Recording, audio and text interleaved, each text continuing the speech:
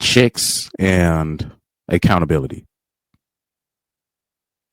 It just it's like I said, if you wait for the day where I'm talking about chicks en masse, in mass, right?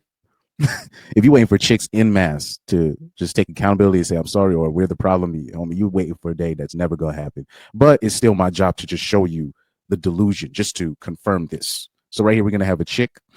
She's gonna talk about how dating as a big girl is super tough. How hard it is to date when you're overweight. But let's hear it from her. Dating as a bigger girl is hard, and it's even harder to explain to people because you really don't get it unless you've lived it. I felt this way my whole life, especially when it comes to talking about dating with like friends and family.